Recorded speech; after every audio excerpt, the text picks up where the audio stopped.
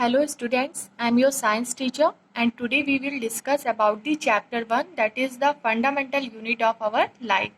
इससे पहले स्टूडेंट्स मैं आपको बता दूं कि जो हमारा अब साइंस है मीन्स जो 9th स्टैंडर्ड का साइंस है वो अब 3 पार्ट्स में डिवाइड हो चुका है। तो जो अब साइंस है आपका it is divided into 3 parts. The first one is the physics and the second one is chemistry and the third one is biology.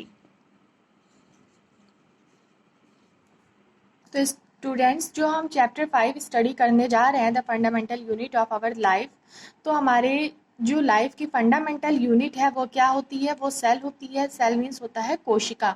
तो हम इस चैप्टर में कोशिका के बारे में पढ़ेंगे। तो the first question is what is cell? कोशिका क्या होती है?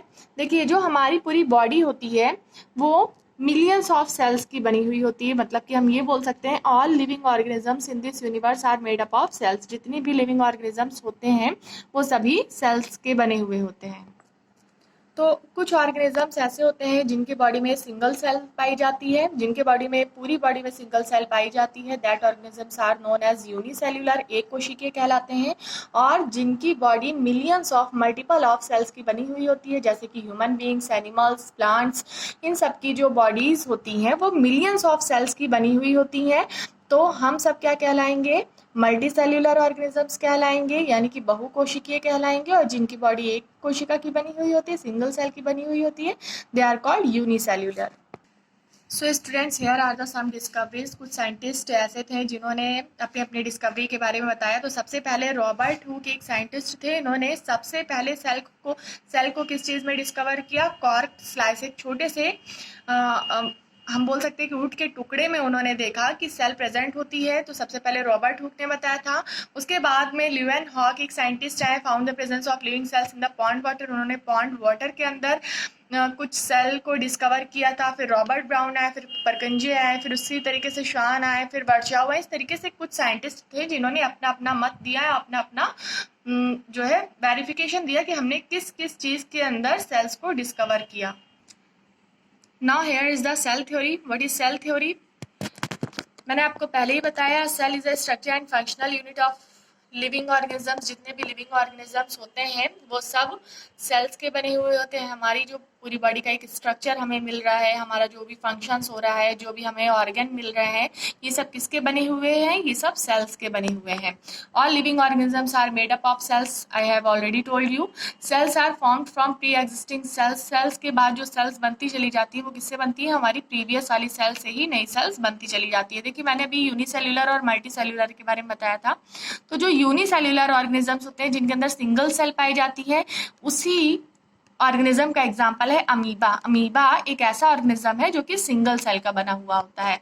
और मल्टी सेल्यूलर ऑर्गेनिज्म ऐसे ऑर्गेनिज्म जिनकी बॉडी मिलियंस ऑफ या मल्टीपल ऑफ सेल्स की बनी हुई होती है, जैसे कि एनिमल्स हैं, ह्यूमन बींग्स हैं, फंजाई, प्लांट्स। तो इन सभी की बॉडी मिलियंस ऑफ सेल्स या हम बोल सकते हैं मल्टीपल ऑफ सेल्स की बनी हुई होती है।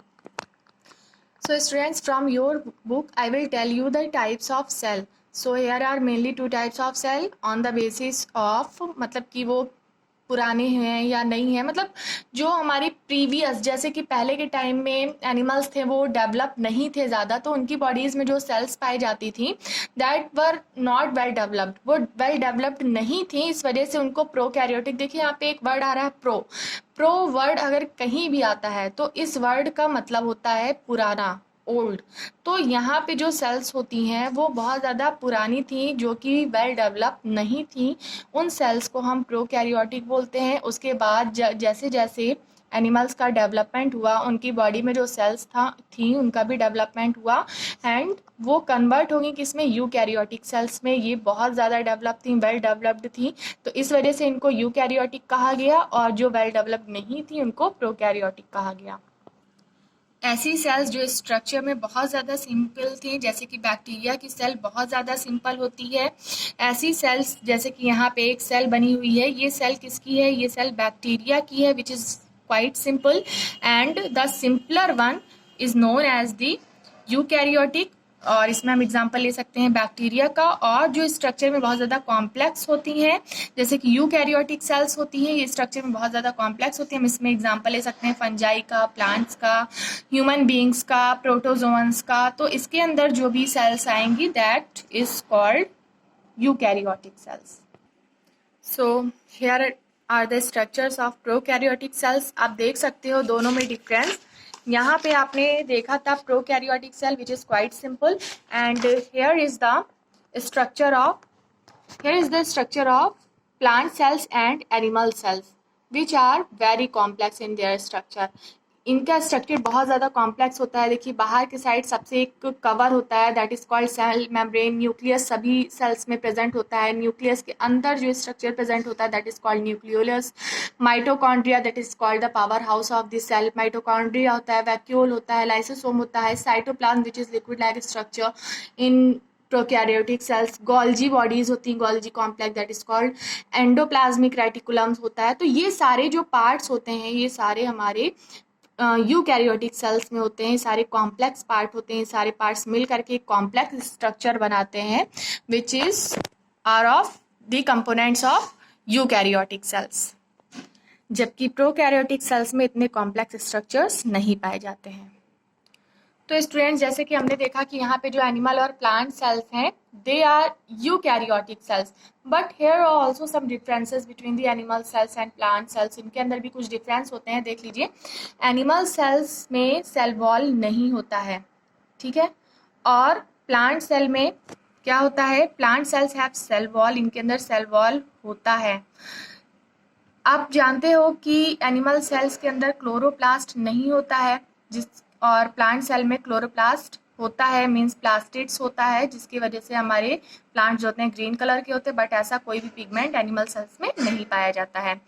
एनिमल सेल्स में सेंट्रियोल होता है जो कि सेल को डिवीजन में हेल्प करते हैं। आप जानते हो हमारे अंदर जो भी सेल्स होती है वो डिवाइड करती हैं, तो इन डिवीजन में कौन हेल्प करता है, इस डिवीजन में सेंट्रियोल हेल्प करता है, जो कि प्लांट सेल के पास नहीं होता है, इसमें कोई भी सेंट्रियोल नहीं होता है। एनिमल सेल्स में लाइसोसोम होता है जबकि प्लांट सेल्स में लाइसोसोम्स नहीं होता है, और एनिमल सेल्स में वैक्यूल या तो एब्सेंट होता है या तो बहुत कम डेवलप होता है, और जबकि प्लांट सेल में वैक्यूल जो होता है वो वेल डेवलप होता है। So students, study it carefully and our next topic will be discussed in our next video. Hope you all are understand this. Thank you. Have a nice day.